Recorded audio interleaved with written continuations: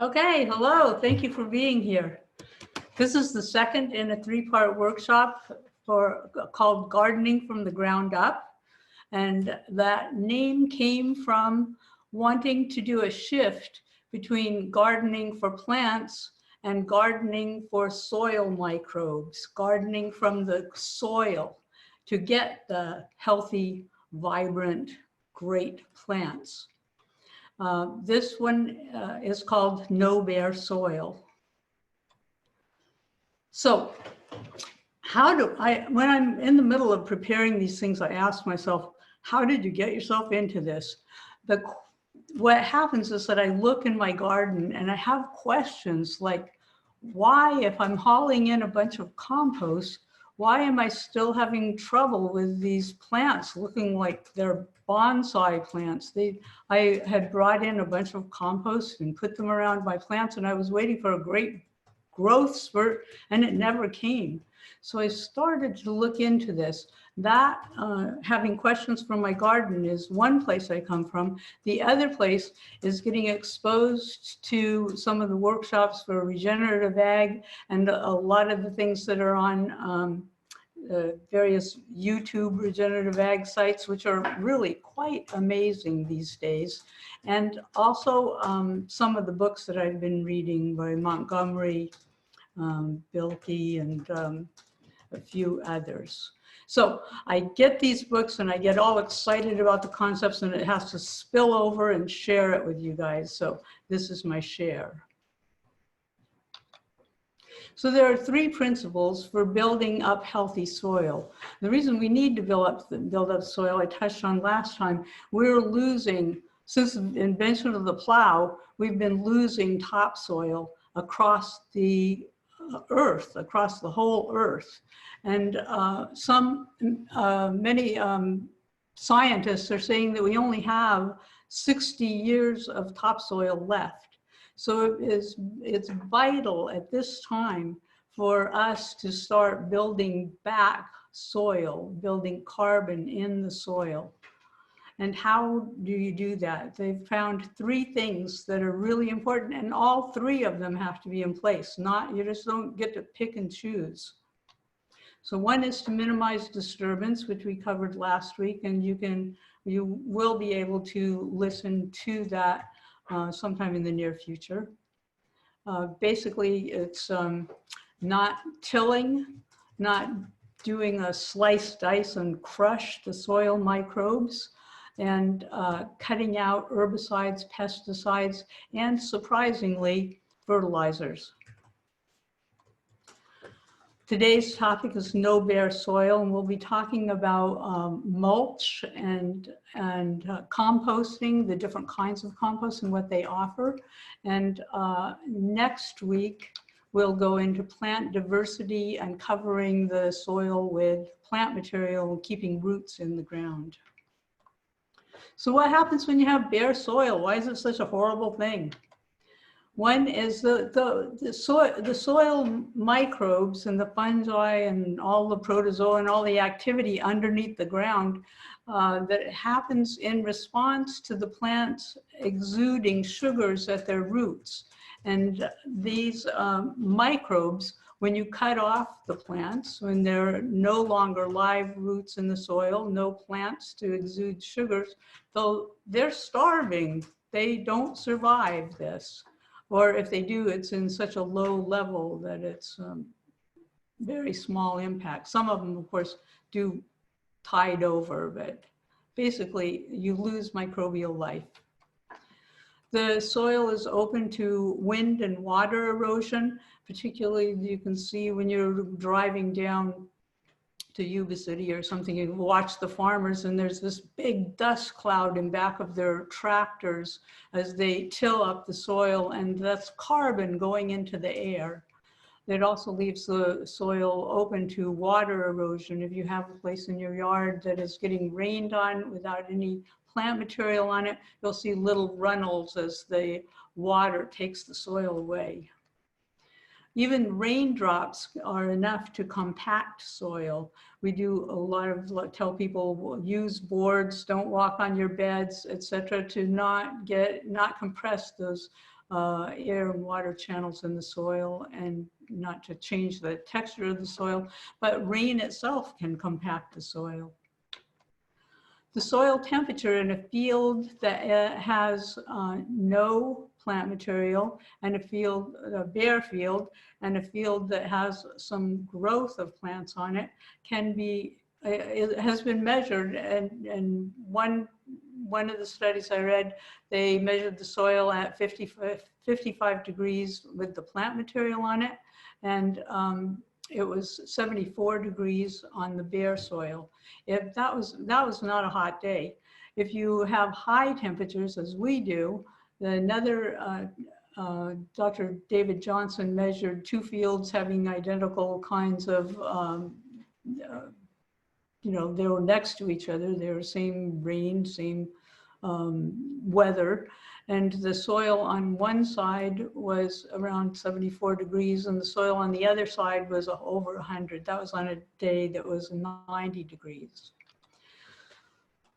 Also, this soil has a reduced ability to retain moisture. When the rains come, because of the compaction on top and so on, the rains are more likely to run off instead of going deep into the soil.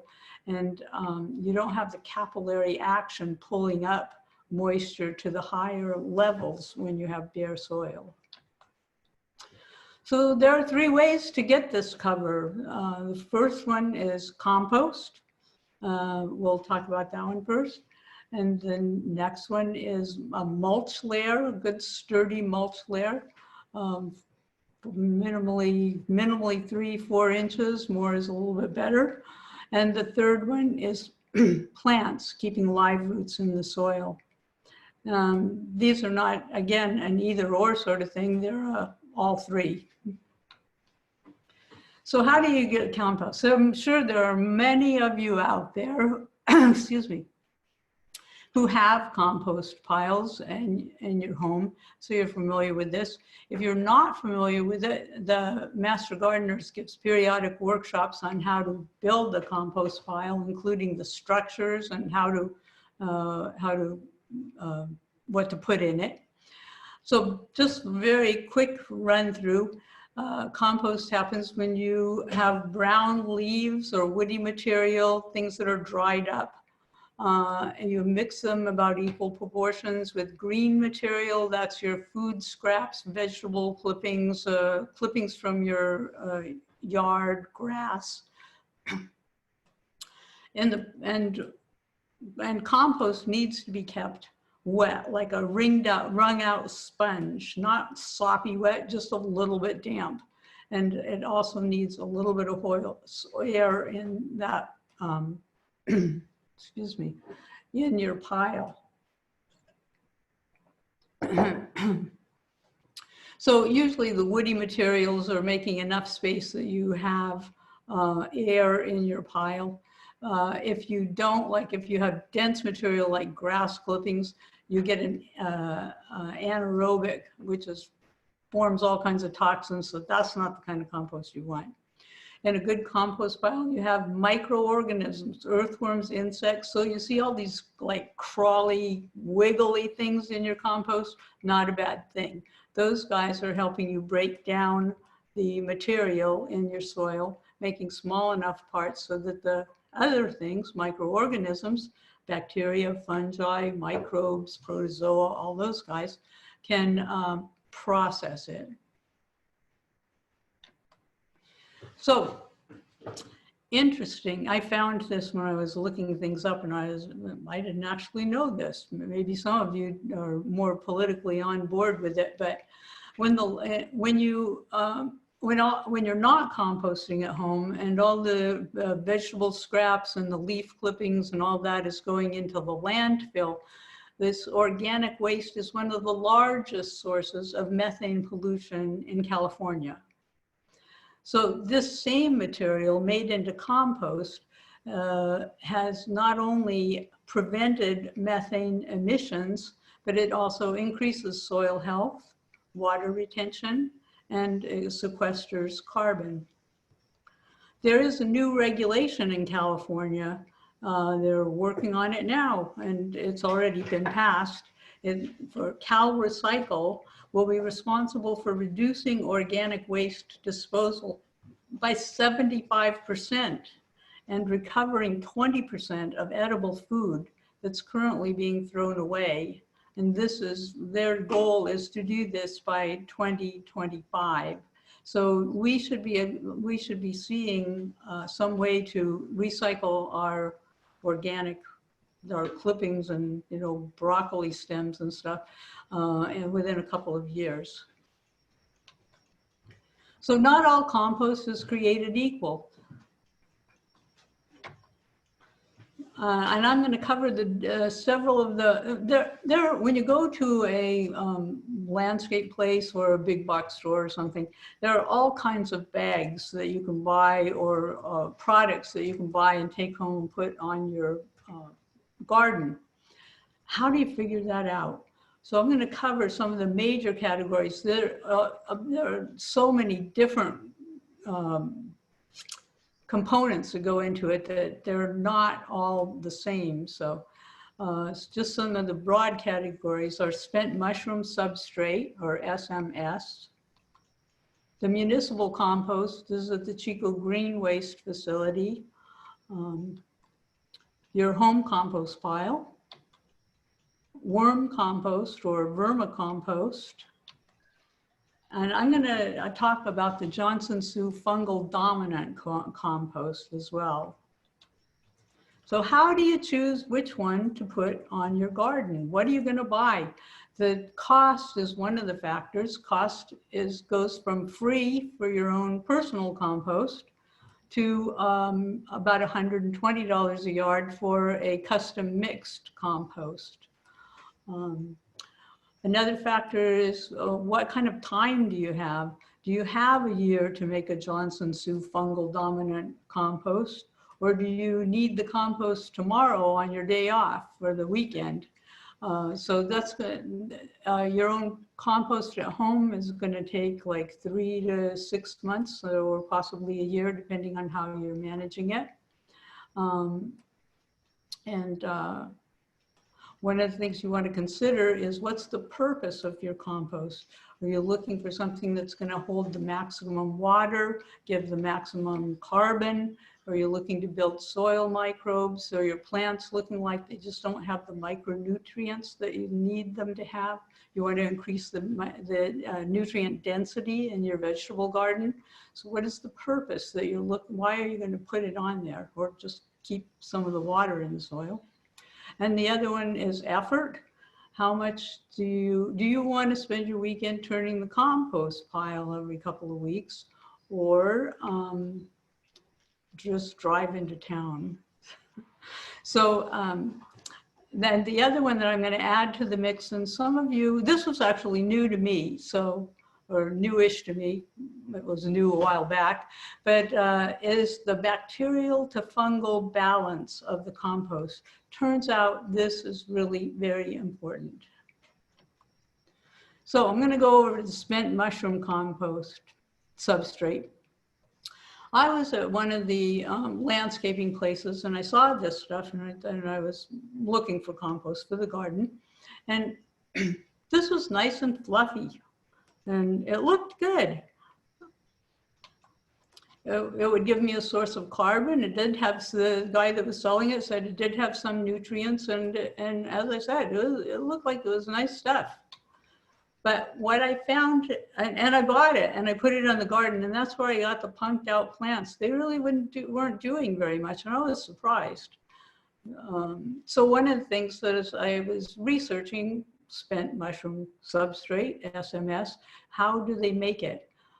They compost it, they take a whole bunch of different kind of materials, whatever's available in the area really, and they compost it at high temperatures, over 150 degrees. And then they steam pasteurize it to kill off fungal stuff and kill off things that will interfere with their making mushrooms. They put this mushroom spores in it, and they grow 4 to 5 crops of mushroom and stop when the mushroom is spent, or when the nutrients have been largely taken out of the substrate and grown into mushrooms. Often they add salt because the salt inhibits other kind of fungi from growing and competing with their crop. It's sterilized again before it's sold. Mushroom fungus draw fungus gnats, and pesticides are used to control these. It's not organic. And the biggest thing, the microbes are dead. How about the municipal green waste, the compost, the city compost, basically? It's an affordable option. And you may be familiar with a site out by the airport. And I think there's a site in Paradise and another site out towards Durham Butte College area. So what about this compost? I've used it for years. This compost, by regulation, has to be heated over 150 degrees to kill weed seeds and pathogens. Oh, a lot of people get worried about the city compost. I've had this question quite a bit. They're worried that it would bring in weeds, and heating it at a high temperature does kill most of the weed seeds. It also kills most of the diseases that you might worry about in the garden. So those really are not the concern. Mycorrhizal fungi, the ones that are the king of this transport between sugars at the plant roots and exchanging that for for elements and small amounts of minerals. These guys are very busy down there. They are killed above 140 degrees. So, but there's a fix. That didn't work. Well, what it says actually is to use compost tea when you're using the city compost, and you can compensate for some of the loss of the microbial or the fungi activity. Cheryl? Yeah. While you're on this slide, we have a question from, I'm not sure who, wondering whether the city compost municipal green waste for Chico is currently open. She heard that they weren't. I'm not sure of the answer to that. I'll do some researching and get the answer while you continue. Okay, thank you, John.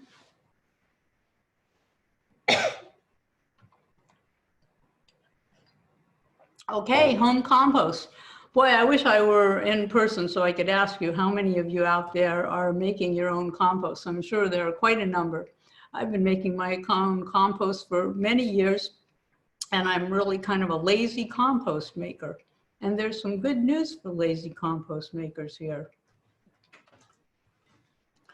The home compost is the nutrient content and the fungal and bacterial content of the compost varies considerably depending on the materials you're putting in there, the temperature that you're bringing it to, whether you're turning it or not turning it, whether you've added worms after the thermophilic process, that is, after you've built the compost pile, it's heated up and it's cooled down to the place where worms would be happy, and the time that you let it process. And here's my favorite quote about home composting. Moderate temperatures for longer periods of time reduces pathogens better and retains higher levels of nutrients. Natural methods like no turn piles, yay, offer low cost and high quality compost. So keep those home bins a-growing. And here's the queen, vermicompost. This is worm compost. Now, worm compost is this almost miraculously beautiful, perfectly balanced thing for your garden. It's rich in iron, sulfur, calcium, nitrogen, phosphorus, potassium, the NPK ratings are like 5, 5, 3. Again, all composts vary depending on what you're putting in, how it's processed, how long, and all that kind of stuff. So there's not like a set thing always forever. But vermicompost is much higher in percentages of humus than either soil or compost. We talked a little bit about humus in the last presentation. It's this construct, it's this thing that becomes something very different from what it started out, and it doesn't break down after it's built. It has huge amounts of little tiny places where micronutrients and where fungi and bacteria and microbes can hang out. These little places that are in humus also, they are not crushed down. They help aerate the soil and keep the channels open for holding water. Worm compost is used at a much, much lower rate than other kinds of composts. So like if you're doing your garden with a regular kind of compost, you're going to be hauling in truckloads depending on the size of your garden.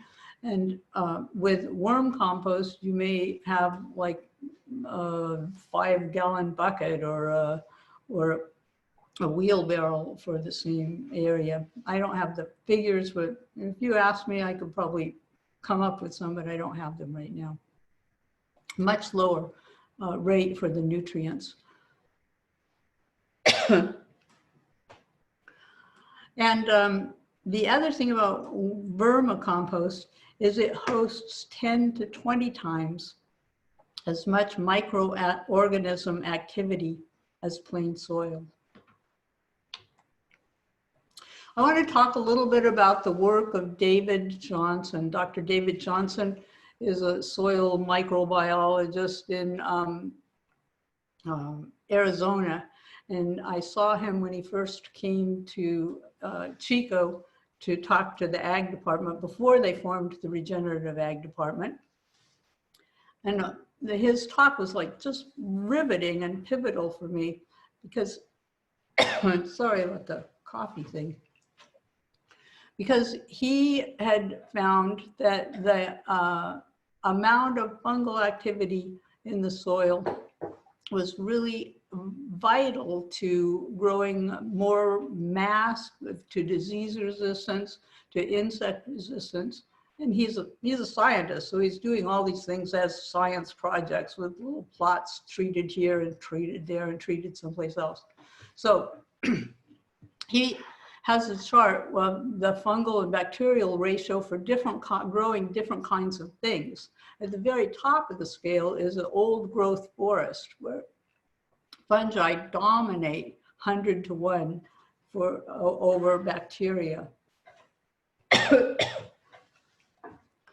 On the other end of the scale, at the bottom, does this work? Oh, yeah, at the bottom here, bare soil, plant material, has 100% bacterial component.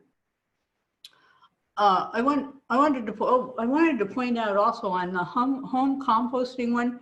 Home composting, when you put your vegetable scraps and so on in there, it is largely a bacterial dominant amendment. If you want, you can make it more fungal by adding worms to your compost heap after it cools down. You have a note here that says productive crops have a close to 1-to-1 ratio of bacterial to fungal components in the compost. Yes, they do, John. So, and if you move up from the bare soil, keep going up, you'll see that as the fungal to bacterial component grows, you start to get the weeds. Weeds can grow on high nitrate soils that are high on nitrates, which isn't the same as nitrogen exactly. And they can grow without much oxygen. As you get higher on the fungal dominance, you get into the grasses, and then higher still, closer to the 1-to-1, you, as John pointed out, have row crops, your vegetables and things you want to eat. Ornamentals in the garden, they like a more fun, and also your fruit trees, deciduous trees, they want a more dominant fungal soil to grow optimally.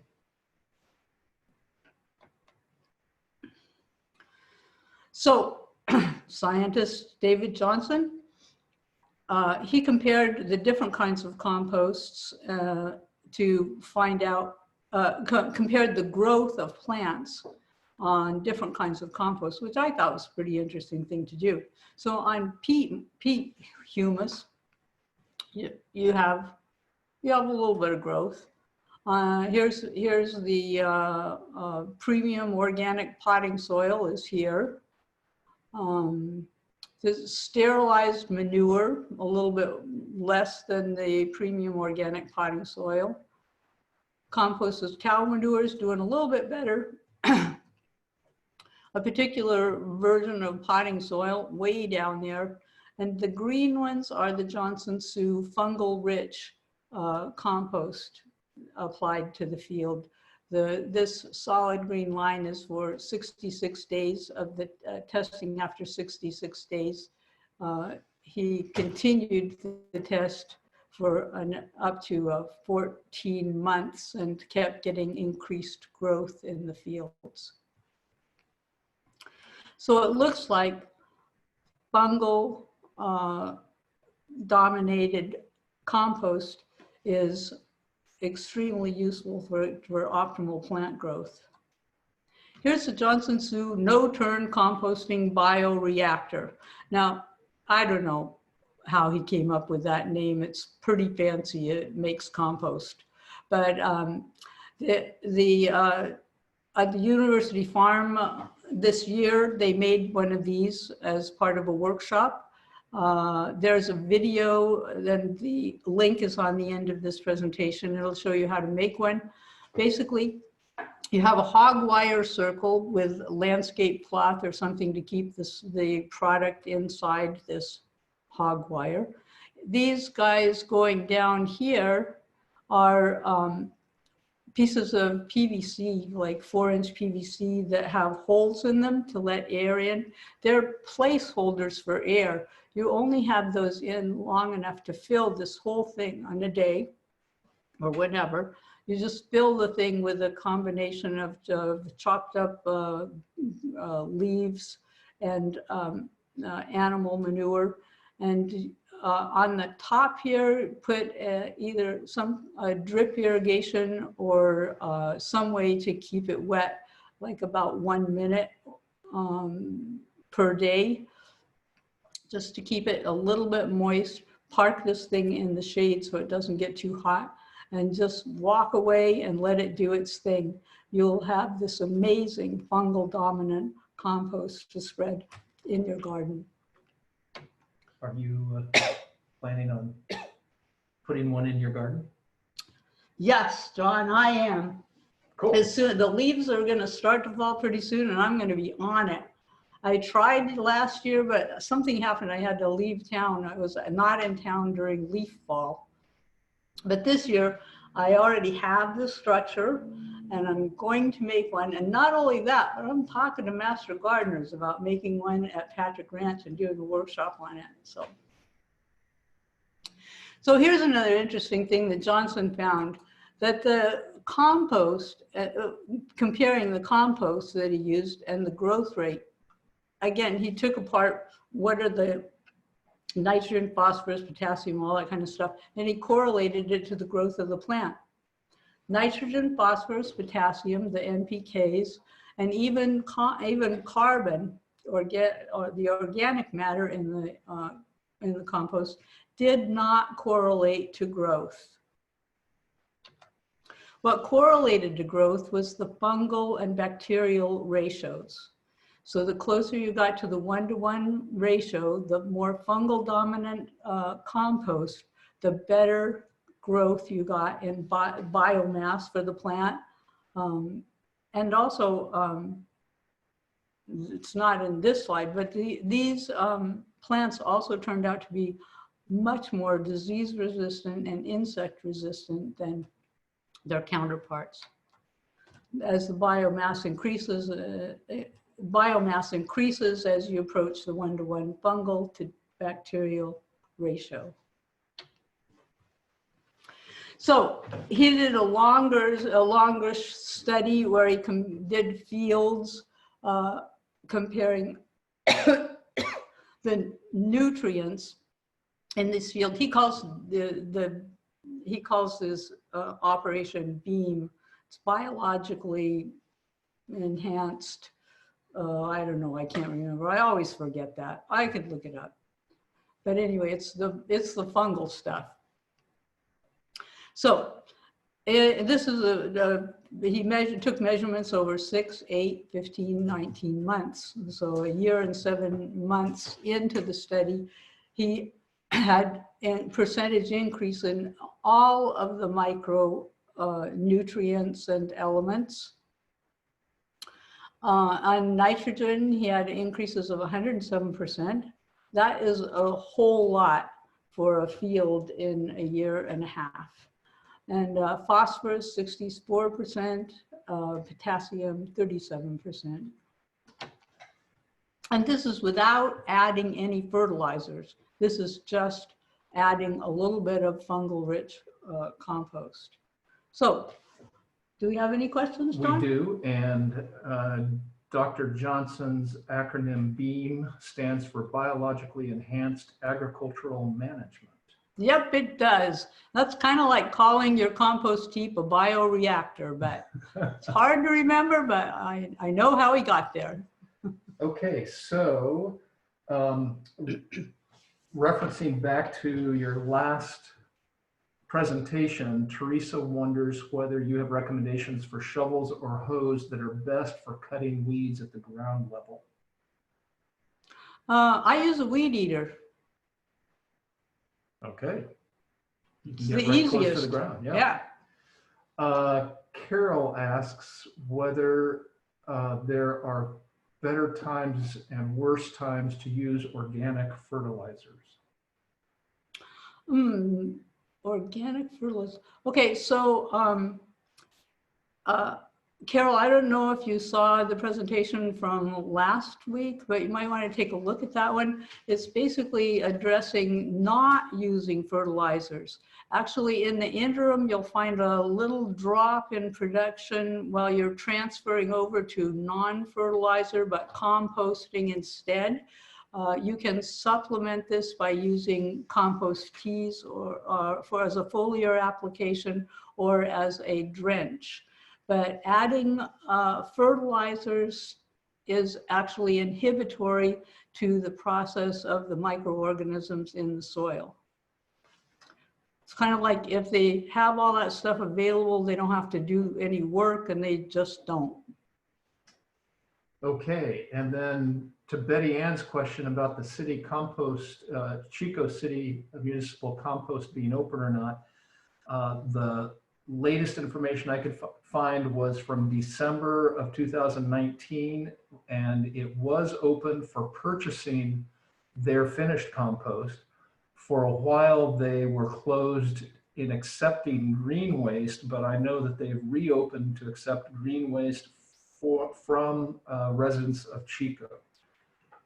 So I think that answers that. If anybody has more up-to-date information, let us know. Oh, I just want to say about that.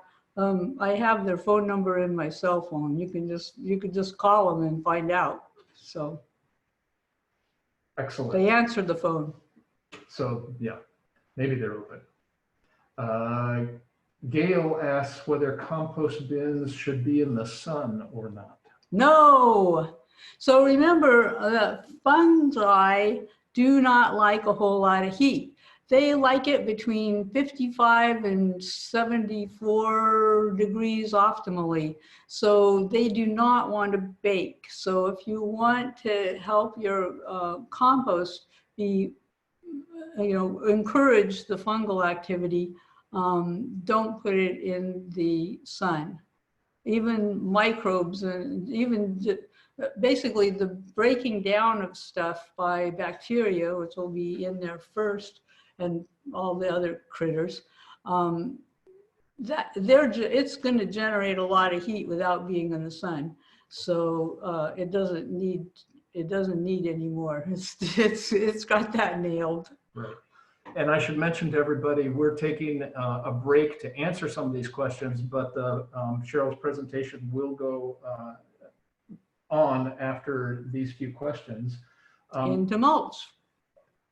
Regarding compost, do you have any thoughts about compost bins? And I assume the question is asking about purchasing the plastics, smaller bins and things like that, or not? Compost bins have to be a certain size in order for the temperature to get to the right amount to be breaking things down. It's roughly a cubic yard. It's like 3 feet by 3 feet by 3 feet by 3 feet, or whatever is what they kind of aim for with a compost bin. So just about anything will do that. The plastic ones, not so good unless they have some way for air to get into them, because you do want to have access for air to get into your compost pile. Master Gardener Workshop does show you how to make a compost bin kind of rather easily. And this is one that I made 3 stacks of them, and that's what I use at my house. They've been in operation for, I don't know, 5 years or something. They're kind of falling apart, but they lasted 5 years. You can look them up on the internet. You can make them out of pallets. Just don't make them out of pallets that have been treated with anything. A couple other questions before we move on. Still looking at composting. Vicki asks whether one has to chop leaves if you're using leaf fall, and if so, is there a favorite way to do the chopping? Yes, this was my discovery this year. Actually, it really does help to chop the leaves, especially some kind of leaves like, I don't know, sycamore leaves. Like, you just give it up if you have to put sycamore leaves in there and you don't chop them up. But compost will go faster, considerably faster if you chop up the leaves. But if you don't want to, you don't have to, it just takes longer. Okay. And the other question, I just looked on the internet and I got this really nifty little easy, simple motor that goes around with a string on the bottom of it. And it's a bin that you throw the leaves in the top, and then it's kind of like a string mower, only it's stationary. So the string goes around and around and it whacks up all of the leaves and they come out the bottom, and I throw them on my compost piles of my plants. Okay, couple more quick ones and then we'll move on. Someone asks whether Durham Worm Farm mulch is better than airport mulch. We technically can't recommend a particular commercial product, but if you have a personal answer to that. I don't have a personal answer. I think that the municipal, those commercial mulch places have to meet a certain standard. It's 150 degrees or more. And so they probably are, and also when the composting process breaks down a whole lot of things that you wouldn't think that it's breaking down, you don't really have to worry about where this stuff came from, whether it's been treated with herbicides or fungicides or insecticides, because the composting process actually miraculously breaks that stuff down pretty well. Okay, 2 more quick ones. Somebody mentions that they're a little confused about your comments, perhaps last session, that one shouldn't dig into the soil to disturb it, but digging in compost is important. So I guess, can you speak to how much work or how deeply you need to dig the compost or integrate the compost into the soil without disturbing the soil too much? I don't know if I'm right about this, but I think you can just top dress the soil with the compost, and all of the critters will take the compost down. If you put compost around your plants, not right at their little stems, but around the area of your plants, and you come back a while later, a few weeks or a month or something, you won't see the compost there. It will be taken down to where it's used by the plants.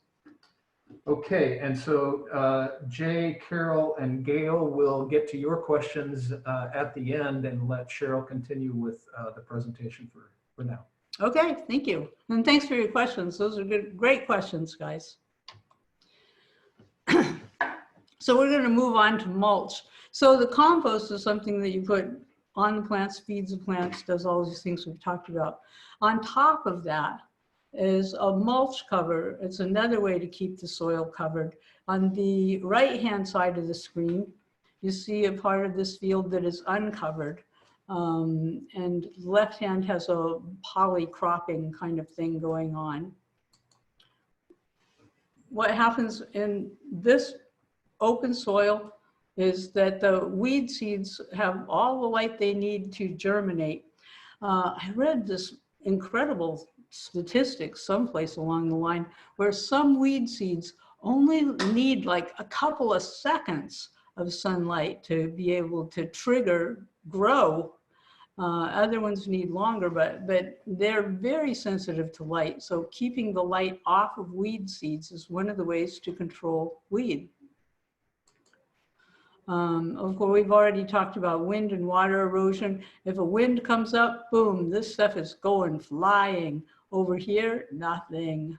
And if this were just a pile of straw or some other mulch that you put down, again, the wind does not have access to the soil to blow it up, nor does water. The soil temperature is going to be very different on these two sides. One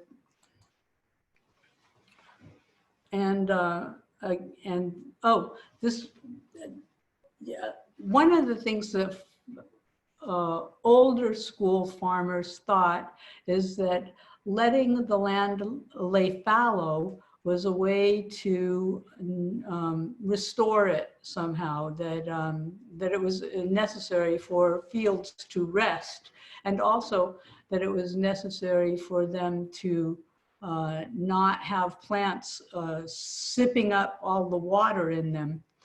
What they found, though, when they made this airtight cover over a bare soil and a soil that had a lot of vegetation on it, they found that the amount of water that went up into the air that was evaporated was about the same in both of them, except here you get nothing, and here you get a lot of whatever vegetation you're after.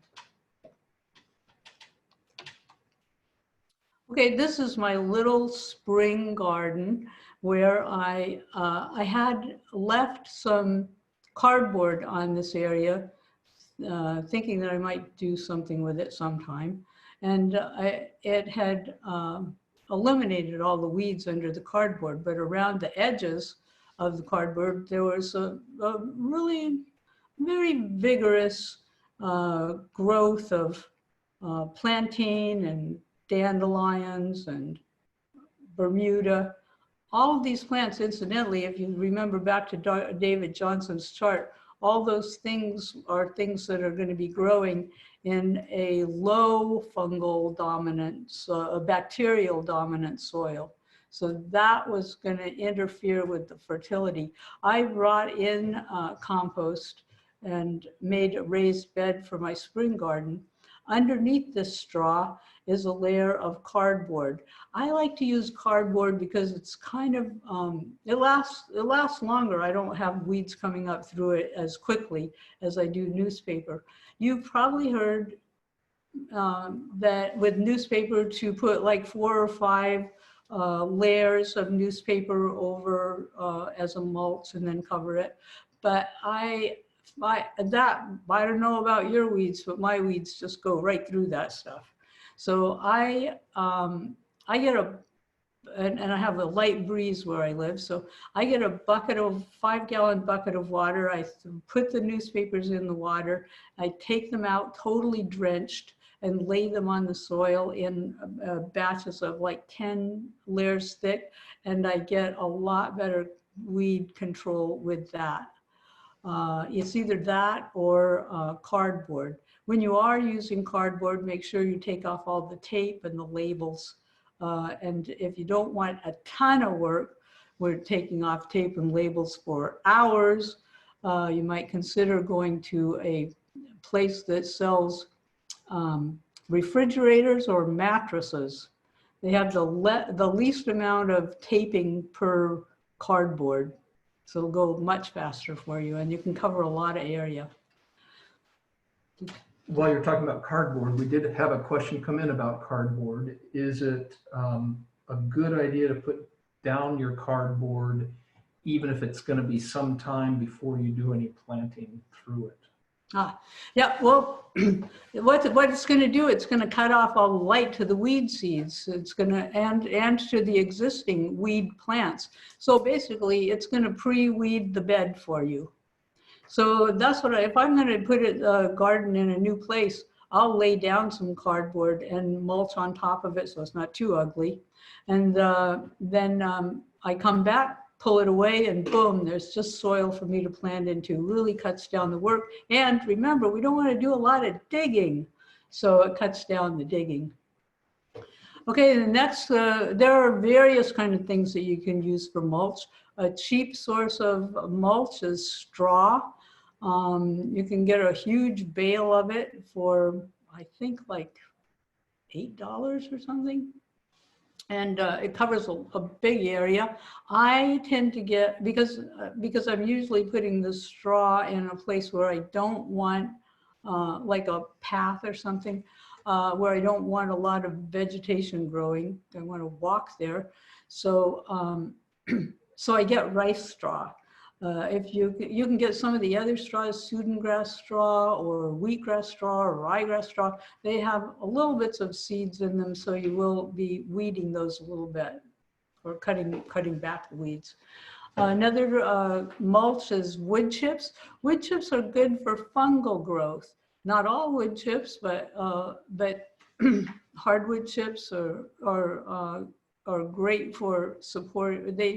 They take a while to break down, but the fungi, if you have a pile of wood chips, you can pull some away and you'll just look at it and you'll see these little white threads going through them. That's a sign that the fungi are active in there.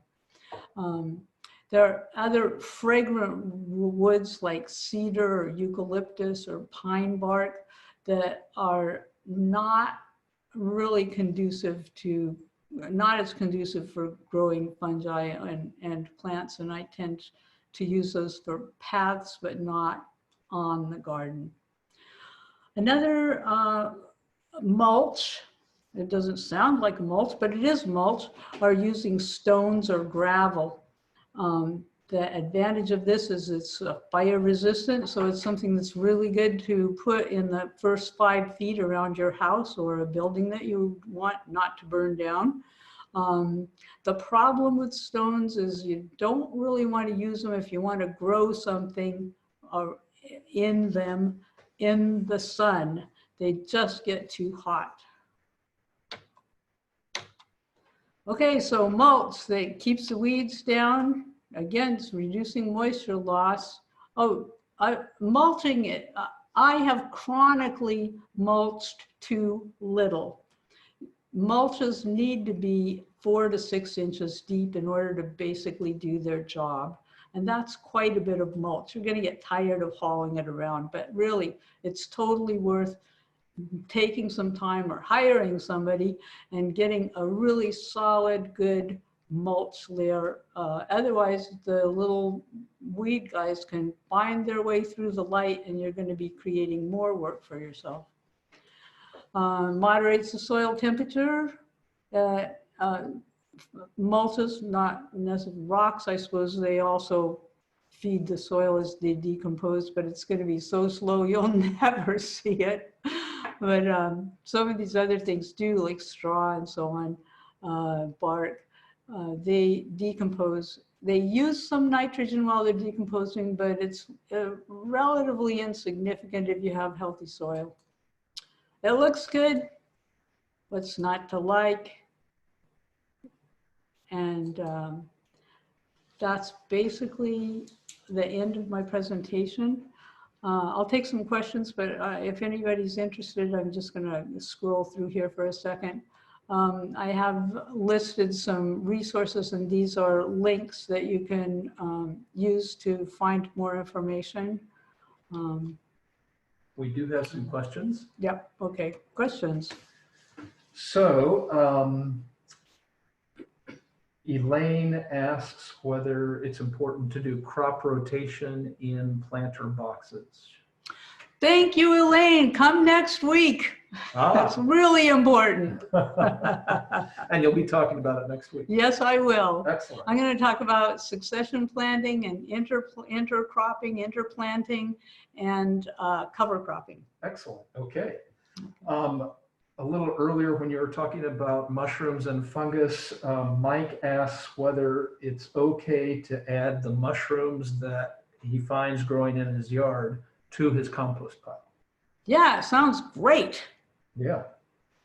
And also, Mike, one of the things you might worry about is, are you introducing pathogenic fungi? And basically, most of the stuff that is growing in your soil, like 99.9% of it, or at least 99% of it, are beneficial. And if you have healthy soil, the healthy soil organisms, they take care of the pathogens. They'll get rid of them. They'll knock them out for you. They have very good medicinal qualities, those guys. So I wouldn't worry about that. And if any of you see little fingers of white stuff, or you have a fungal rich area, it's like, put it in your compost pile, bring it some to your garden. If you're going for a hike in an old growth forest, bring bring your hands or a little scoop in a plastic bag. Don't take buckets full of this stuff because you'll damage the ecosystem, but you can take just like maybe a cup and bring it home and spread it around. It's great stuff. Then can you put your references and resources? Yeah, let's have that while we're doing the other questions.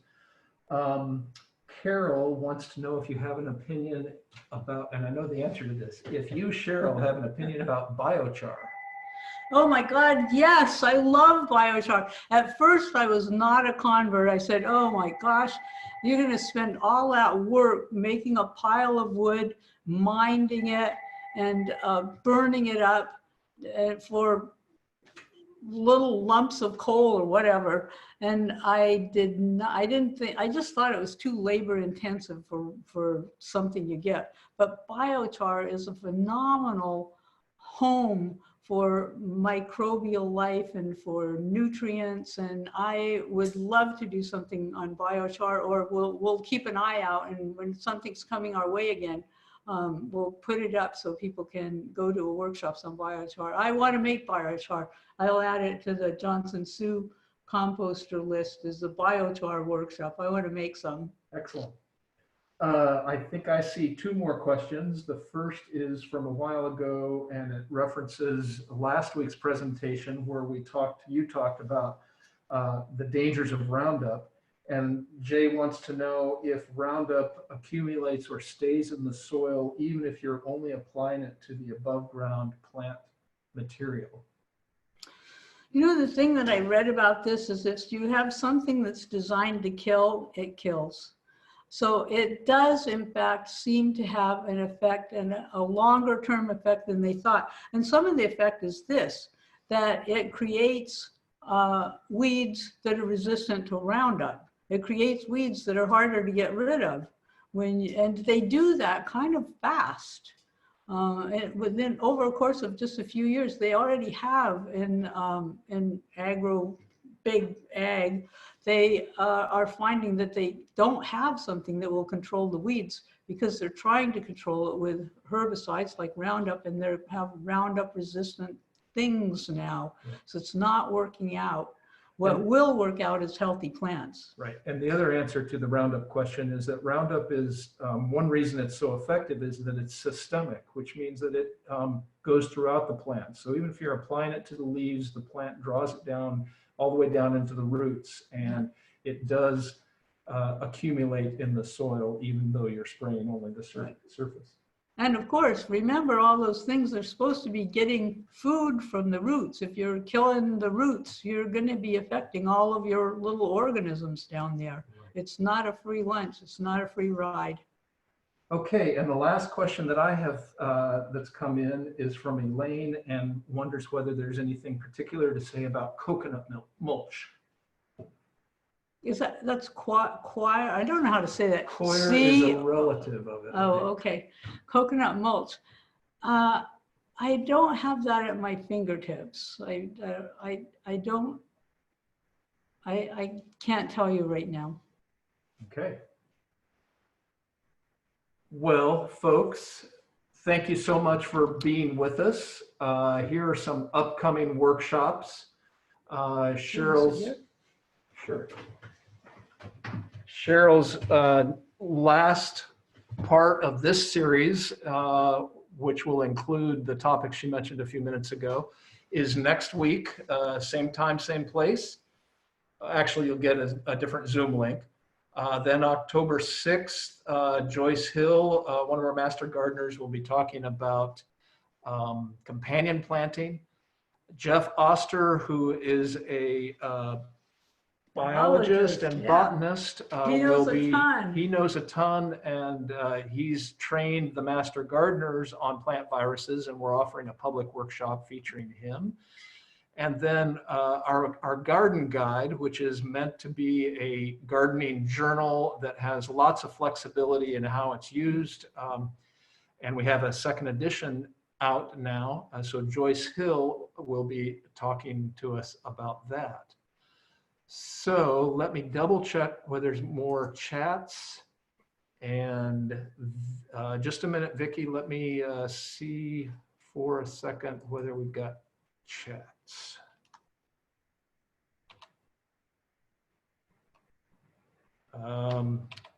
Vicki, why don't you go ahead?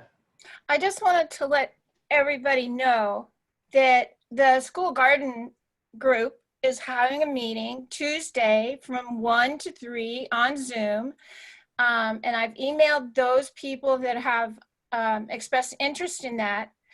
And if you would like to participate in that Zoom meeting or just listen in, you're welcome to. Just email me and I will send you the link. Oh, and it's also on VMS. So let me clarify that comment from Vicki. Those of you who are members of the public and not part of the Master Gardening Group, this is an activity that the Master Gardeners do, which is to help schools with gardening curriculums for the elementary schools. And we have a team that works on that. So Vicki is speaking to the Master Gardeners on this call who want to know about that team. Unfortunately, at the moment, we don't have a way for the public to join our school gardening program. But that's coming. We hope that's coming. Great. Okay. Bill asks, is there a link to the last session? We don't have it up yet, but we're working on it. We'll send that out as soon as we have the links to the recordings of these sessions. All right. Well, again, thank you, everybody. Thank you, Cheryl. Thank you so much for coming and listening to this. I'm in the process of changing the way I garden as I learn things to relay to you folks. And I hope that you're inspired to give these things a try. Thanks a lot. Thanks, everybody. We'll end the session now, and take care. Be safe out there. Okay, bye.